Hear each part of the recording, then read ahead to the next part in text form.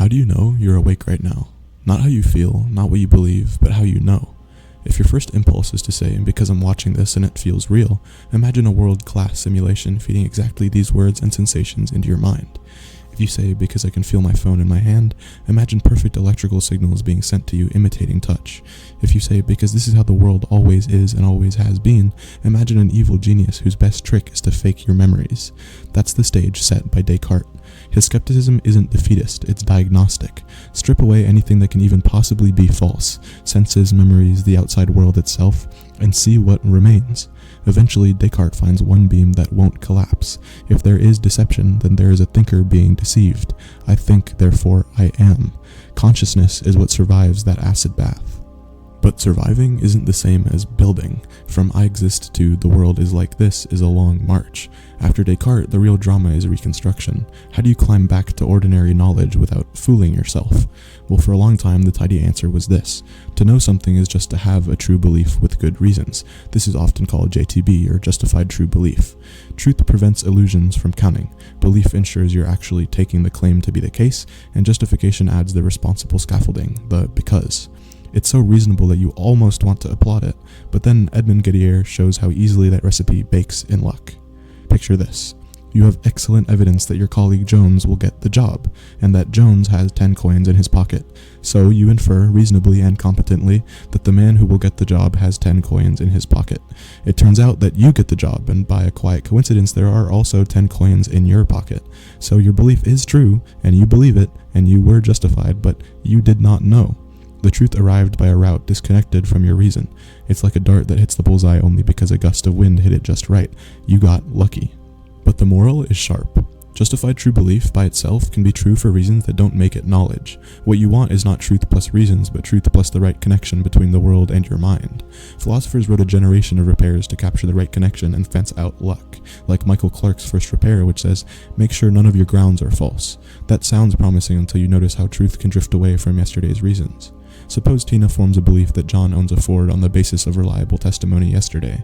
Today, John sells the Ford in the morning, but then he wins a Ford in a raffle an hour later. Tina's belief is true now, and none of her cited grounds are straightforwardly false, but the link between her reason and the current truth feels coincidental. The belief matches reality, but the match looks accidental, not anchored. Alvin Goldman's deeper repair looks to causation. The thought is simple. Maybe knowledge requires that the fact be appropriately connected to the belief by a causal chain. When the world directly produces your belief, for both the fact and belief have a common cause, luck has far less room to hide. Think of two clean patterns. In one, the fact itself causes the belief. You see smoke spiraling from your chimney and form the belief that there's smoke rising from your chimney. In another, a common cause produces both. On Sunday, your friend intends to go downtown on Monday and tells you so. That intention causes his going on Monday and causes your justified belief on Sunday that he will go.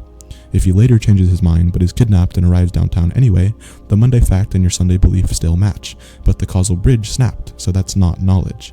The beauty of this approach is how it explains Gettier without magic. Beliefs become knowledge when this world does the explanatory work behind them. But causal accounts aren't perfect. If a drug causes you to believe I'm drugged, do you know that you're drugged? Your belief is caused by the very fact, but it feels like a lucky alignment of chemistry and content, with too little epistemic agency. That tension pulls our attention to a second big idea, Lehrer and Paxson's defeasibility. The idea is to hold on to justification, unless a true, relevant piece of information undercuts it. Your belief is knowledge when it is justified, true, and not defeated by any truths you are rationally committed to respect. Consider this vivid case. You watch Tom Grabbit take a book from the library. Your vision is clear, your memory is dependable. But later, Tom's mother reports that Tom was out of town and that his identical twin stole the book. If her story were true and relevant, it would defeat your justification. But suppose she is a pathological liar. There's no twin and Tom did actually do it. Then her claim is not a genuine defeater. Your original visual evidence remains undefeated. You know what you saw.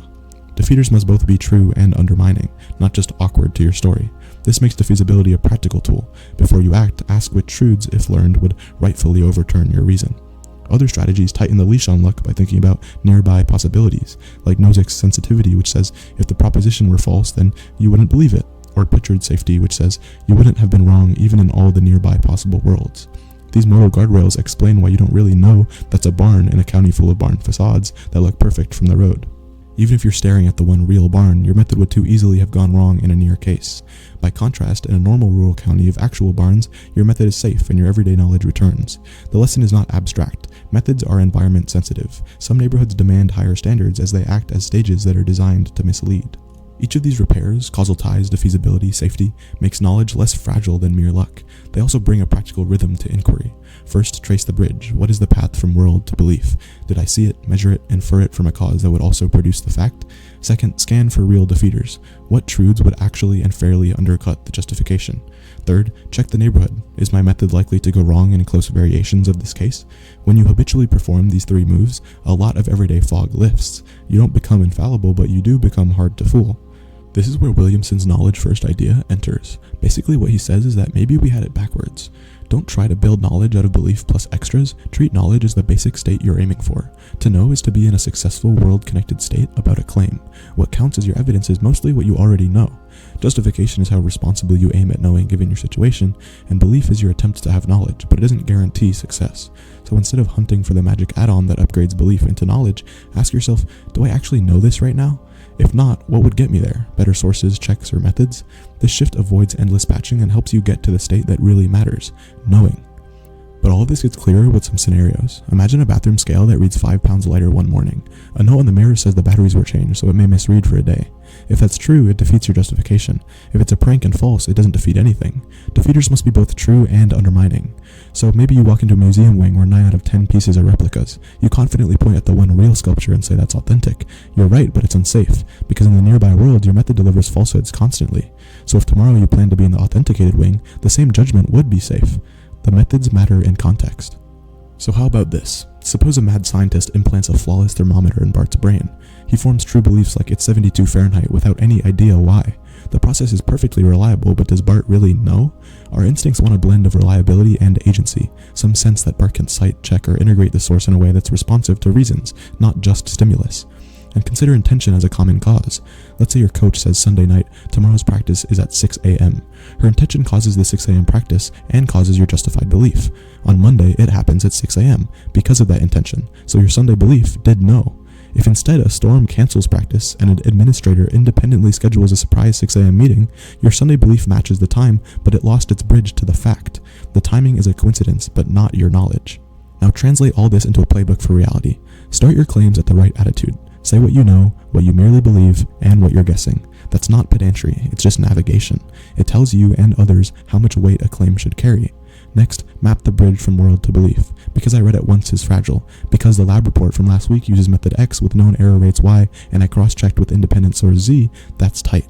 Then do a defeater sweep. Ask explicitly what truths, if I learned them, would overturn this. If there are obvious candidates like conflicts of interest, recalls, missing variables, we'll go look. The deeper attitude running under these steps is to treat knowledge as the target. When you operate this way, humility and ambition line up. Humility because you'll mark where belief outruns knowledge and invite the world to correct you.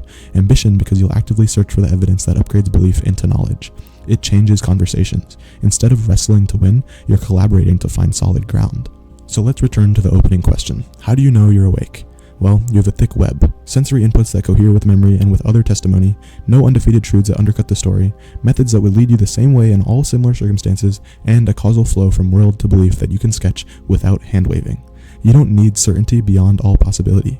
You need the right kind of connection. Descartes taught us to clear the stage. Gettier showed us why we must fear the lucky props. Causal theories explained how facts can reach into minds. Defeasibility taught us to respect undermining truths without being steered by irrelevant ones. Safety reminded us to check the neighborhood. And knowledge first told us to stop trying to assemble the pieces and recognize the goal. Aim at knowledge, and then ask yourself if your beliefs hit the mark. The point of philosophy here isn't to paralyze you with doubt. It's to refine your sense of what a good reason looks like when it actually reaches the truth. Knowledge isn't the absence of doubt, it's the presence of the right connections. If you can cultivate the reflex to look for those connections, cause where it matters, undefeated warrant where it counts, reliable and safe methods where it's easy to go wrong, then you won't merely land on truth by gusts of luck. You'll earn it in a way that lasts, again and again, inside of the messy neighborhoods where we actually live.